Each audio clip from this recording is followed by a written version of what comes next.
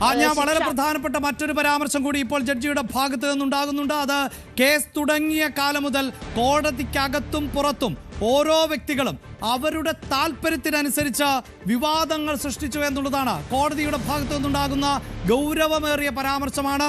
നേരത്തെ നമ്മൾ സൂചിപ്പിക്കുന്നത് പോലെ ഈ കേസ് ആരംഭിച്ചത് മുതൽ കേരളത്തിന്റെ പൊതുസമൂഹത്തിൽ രണ്ട് അഭിപ്രായങ്ങൾ രൂപപ്പെടുകയും അങ്ങനെ വാദപ്രതിവാദങ്ങൾ നടക്കുകയും ചെയ്ത ഒരു പശ്ചാത്തലമാണുള്ളത്. ഇപ്പോഴും ആ വാദപ്രതിവാദങ്ങൾ തുടരുന്ന സാഹചര്യം കൂടിയാണുള്ളത്. പ്രത്യേകിച്ച് 8ാം പ്രതിയായിട്ടുള്ള നടൻ ദിലീപിനെ കുറ്റമുക്തനാക്കിയ സാഹചര്യത്തിൽ അതിജീവിതയ്ക്ക് നീതി ലഭിച്ചില്ല എന്ന് വാദിക്കുന്നവരുണ്ട്. മറുഭാഗത്ത് 1 മുതൽ 6 വരെയുള്ള പ്രതികൾ കുറ്റക്കാരെന്ന് കണ്ടെത്തുമ്പോഴാണ് നീതി ഉറപ്പാക്കപ്പെടുന്നത് എന്നും വാദം ഉന്നയിക്കുന്നു. അങ്ങനെ ഓരോ വാദങ്ങൾ ഉന്നയിക്കുന്നവരും ഒന്നിൻ്റെയും തെളിവുകളുടെ അടിസ്ഥാനത്തിലല്ല എന്ന് എടുത്തു പറയേണ്ടതുണ്ട്. ചാനൽ ചർച്ചകളിലടക്കം പലരും വാദപ്രതിവാദങ്ങൾ ഉന്നയിക്കാറുണ്ട്. പക്ഷേ അവർക്കൊന്നും ഒരു തെളിവുകളുമില്ല. മറിച്ച് അവരുടെയൊക്കെ മനോനിലയുടെ താല്പര്യങ്ങൾക്കനുസരിച്ച് മാത്രം വാദങ്ങൾ ഉന്നയിച്ചു എന്നുള്ളതാണ്.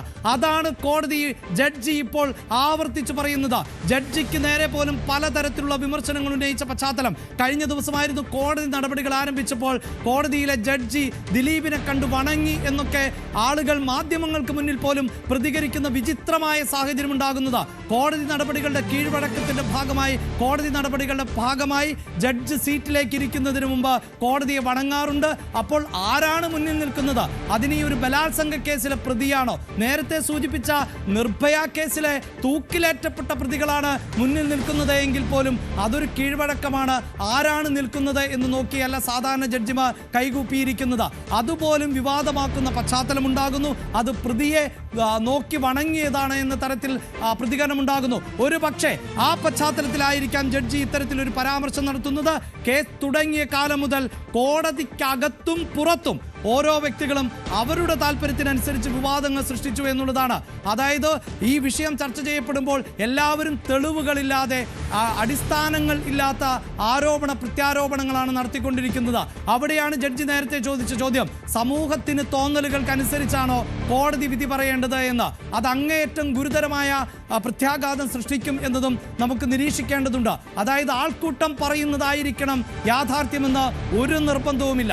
അങ്ങനെ ആൾക്കൂട്ടത്തിന്റെ വിചാരണയ്ക്കനുസരിച്ച് കോടതിയിൽ വിചാരണ നടത്തുക എന്നത് സാധ്യമല്ല. കോടതിയിലെ വിചാരണയ്ക്ക് ഇന്ത്യൻ ശിക്ഷാ നിയമം അനുസരിച്ചുള്ള വകുപ്പുകളുണ്ട്. ആ വകുപ്പുകളടക്കമാണ് കുറ്റം ചുമത്തപ്പെടേണ്ടത്. ആ കുറ്റങ്ങൾ തെളിയിക്കുന്ന രേഖകളും ഡോക്യുമെന്റുകളും അന്വേഷണ സംഘം ഹാജരാക്കുക.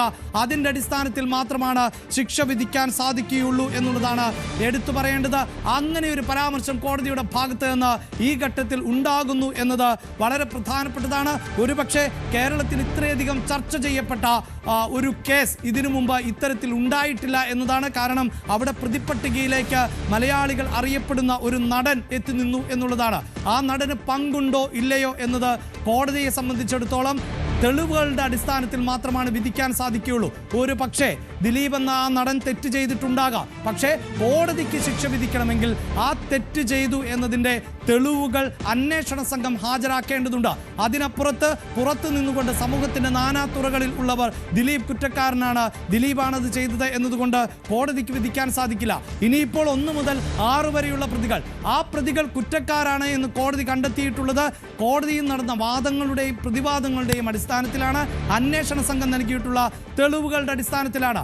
ആ തെളിവുകളും തുച്ഛമാണ് എങ്കിൽ, നിലനിൽക്കുന്നതല്ല എങ്കിൽ ഈ പ്രതികൾക്കുള്ള ശിക്ഷ അതിനനുസരിച്ച് മാത്രമേ കോടതിക്ക് വിധിക്കാൻ സാധിക്കുകയുള്ളൂ. അതാണ് ജഡ്ജി ഈ ഘട്ടത്തിൽ പറഞ്ഞു വെക്കുന്നത്. കോടതിക്ക് അകത്തും പുറത്തും ഓരോ വ്യക്തികളും അവരുടെ താല്പര്യങ്ങൾക്കനുസരിച്ച് വിവാദങ്ങൾ സൃഷ്ടിച്ചു എന്നാണ് ജഡ്ജി പറയുന്നത്. ആജ്ഞ തുടരാം.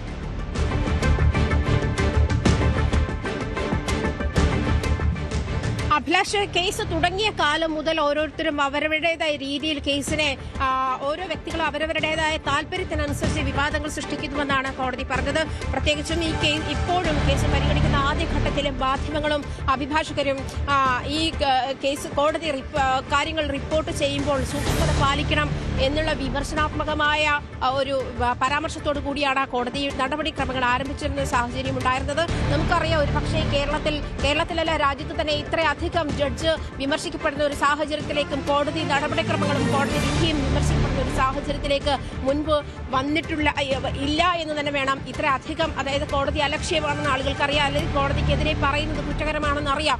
എന്നിട്ട് പോലും സോഷ്യൽ മീഡിയ ഹാൻഡിലുകളിലായാലും ചാനൽ ചർച്ചകളിലായാലും അല്ലാതെ ആളുകളുടെ പബ്ലിക് ഒപ്പീനിയനിലായാലും ഇത്തരത്തിൽ ജഡ്ജിനെ കോടതി വിധിയെയും അങ്ങേയറ്റം വിമർശിക്കുന്ന തരത്തിലേക്ക്, പ്രത്യേകിച്ചും നടൻ ദിലീപ് കുറ്റക്കാരനല്ല എന്നുള്ളൊരു വിധി വന്നതോടുകൂടി അതിജീവിതയ്ക്ക് നീതി കിട്ടിയില്ല എന്നുള്ള ഹാഷ്ടാഗുകളോടുകൂടി ഈ തരത്തിലുള്ള പ്രചാരണങ്ങൾ സോഷ്യൽ മീഡിയ ഹാൻഡിലുകളിലും മാധ്യമങ്ങളിലും ഒക്കെ ഉണ്ടായിരുന്നു. ആ ഒരു സാഹചര്യം കൂടി കണക്കിലെടുത്ത് തന്നെയായിരിക്കാം ഈ കേസ് തുടങ്ങിയ കാലഘട്ടം മുതൽ തന്നെ പലരും അവരവരുടേതായ രീതിയിൽ വിവിധ വിവാദങ്ങൾ സൃഷ്ടിച്ചുകൊണ്ടേയിരിക്കുകയാണ് എന്ന് ജഡ്ജി പറയുന്ന ഒരു സാഹചര്യത്തിലേക്ക് വന്നത്. അഭിലാഷ് സൂചിപ്പിച്ചതുപോലെ ഒരു ജഡ്ജിനെ സംബന്ധിച്ചിട്ട് ഈ സോഷ്യൽ മീഡിയ ഹാൻഡിലുകളിലുള്ള ഒപ്പീനിയനുകളോ അതല്ലെങ്കിൽ മാധ്യമ വിചാരണകളോ അതിൻ്റെയൊക്കെ അടിസ്ഥാനത്തിലല്ല കോടതി ഒരു കേസിൽ ശിക്ഷ വിധിക്കുക.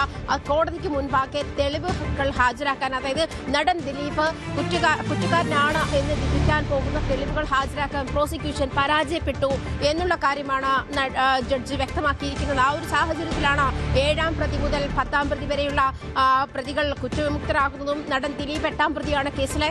ഈ 8ാം പ്രതിയും ഉൾപ്പെടെ കുറ്റവിമുക്തരാകുന്ന ഒരു സാഹചര്യത്തിലേക്ക് പോയത്.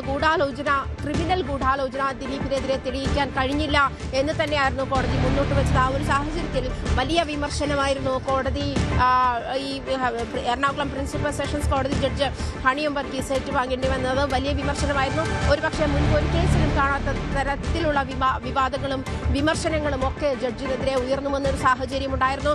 അങ്ങേയറ്റം വലിയ തരത്തിൽ, അതായത് ഈ കോടതി വിധിയെ മാനിക്കുന്ന അല്ലെങ്കിൽ കോടതി നടപടിക്രമങ്ങളെ മാനിക്കാത്ത തരത്തിലുള്ള നീക്കങ്ങൾ പൊതുജനത്തിന്റെ ഭാഗത്തുനിന്നും ഉണ്ടായിരിക്കുന്നു, മീഡിയയുടെ ഭാഗത്തും ഉണ്ടായിരിക്കുന്നു എന്നാണ് ആദ്യഘട്ടത്തിൽ ജഡ്ജി ചൂണ്ടിക്കാട്ടിയത്. അതുകൊണ്ട് തന്നെ മാധ്യമങ്ങളും അഭിഭാഷകരും കോടതി നടപടിക്രമങ്ങൾ ഇപ്പോൾ സൂക്ഷ്മത പാലിക്കണം എന്നുള്ള കാര്യം സൂചിപ്പിച്ചുകൊണ്ട് തന്നെയാണ് ജഡ്ജി ഈ കാര്യവുമായി ബന്ധപ്പെട്ട് വ്യക്തത വരുത്തുന്നത്. അങ്ങനെയാണ്. അതുമാത്രമല്ല, കേസിൽ നിരവധി കോടതി അലക്ഷ്യ ഹർജിയുണ്ടെന്നാണ് കോടതി തന്നെ പറയുന്നത്. അകത്തും പുറത്തും കേസ് തുടങ്ങിയ കാലം മുതൽ അകത്തും പുറത്തുമുള്ള ആളുകൾ വിവിധ തരത്തിൽ വിവാദങ്ങൾ സൃഷ്ടിച്ചുകൊണ്ടേയിരിക്കുകയാണ്. അവരവരുടെ താല്പര്യത്തിനനുസരിച്ച് വിവാദങ്ങൾ സൃഷ്ടിച്ചുകൊണ്ടേയിരിക്കുകയാണ്.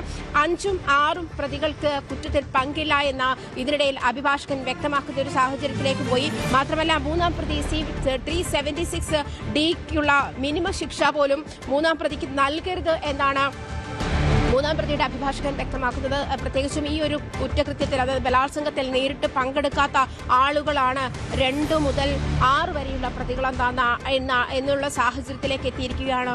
ജഡ്ജിന്റെ നിരീക്ഷണം അങ്ങനെയാണ് എന്നാണ് മനസ്സിലാക്കുന്നത്. 1ാം പ്രതി പൾസർ സുനി മാത്രമാണ് ബലാത്സംഗത്തിൽ നേരിട്ട് പങ്കെടുത്തത്. അങ്ങനെ ഒരു സാഹചര്യത്തിൽ ഇത് കൂട്ടബലാത്സംഗമാണ് എന്ന് ഉറപ്പിക്കുകയാണ് പ്രോസിക്യൂഷൻ. കൂട്ടബലാത്സംഗത്തിന് തന്നെയാണ്, അതായത് 2 മുതൽ 6 പ്രതികളുടെ സഹായമില്ലാതെ എങ്ങനെയാണ് പൾസർ സുനിക്ക് ഓടുന്ന വാഹനത്തിൽ നിന്ന് സ്ത്രീയെ ഇത്തരത്തിൽ ഉപദ്രവിക്കുകയും അവരെ ബലാത്സംഗം ചെയ്യുകയും അതുമായി ബന്ധപ്പെട്ട ദൃശ്യങ്ങൾ പകർത്താൻ ചെയ്യുകയും കഴിയുക എന്നുള്ള തന്നെ. എന്തായാലും സമയം 1 മണിയായി എന്നും ഇനി വാദം അനുവദിക്കില്ല എന്നും വാദം പൂർത്തിയാക്കൂ എന്നുമുള്ള അന്ത്യശാസനം ജഡ്ജിയുടെ ഭാഗത്ത് നിന്നുണ്ടായിരിക്കുന്നു. അതായത് ശിക്ഷാവിധി ഇതാ പ്രഖ്യാപിക്കാൻ പോകുന്നു. വാദം നിർത്തു, 1 മണിയായി എന്ന മുന്നറിയിപ്പ് നൽകി ജഡ്ജി എന്നുള്ളതാണ്. അനാവശ്യമായ വാദങ്ങൾ ഇനി വേണ്ട എന്ന മുന്നറിയിപ്പ് കൂടി നൽകി. കോടതി അലക്ഷ്യ നടപടികൾ ഉൾപ്പെടെ നേരിടുന്ന നിരവധി ഹർജികൾ കോടതിക്ക് മുന്നിലുണ്ട് എന്ന കൃത്യമായ നിരീക്ഷണം കോടതി നൽകുന്നു. അതോടൊപ്പം തന്നെ ഇതാ അന്തിമ വിധിയിലേക്ക് കടക്കുകയാണ്. അല്പസമയത്തിനകം എന്താണ് പ്രതികളെ തേടിയെത്തുന്ന ശിക്ഷാവിധികൾ എന്ന് നമുക്ക് അറിയാൻ സാധിക്കുന്നു. കേരളം കാത്തിരിക്കുന്ന വിധി പ്രസ്താവം ഉടൻ ഉണ്ടാകാൻ പോകുന്നു എന്നാണ് നമുക്ക് പ്രേക്ഷകരോട് പറയാനുള്ളത്. 1ാം പ്രതിയായിട്ടുള്ള പൾസർ സുനി ബലാത്സംഗം ചെയ്തു എന്ന് വളരെ കൃത്യമായി കോടതി പറയുമ്പോൾ അതിൽ ജീവപര്യന്തം പോലെയുള്ള ഏറ്റവും ഉയർന്ന ശിക്ഷ പൾസർ സുനിക്ക് നൽകുമോ? അതോടൊപ്പം മറ്റ് കുറ്റകൃത്യങ്ങളിൽ കൂടി പൾസർ സുനി ഭാഗഭാക്കായിട്ടുണ്ട്.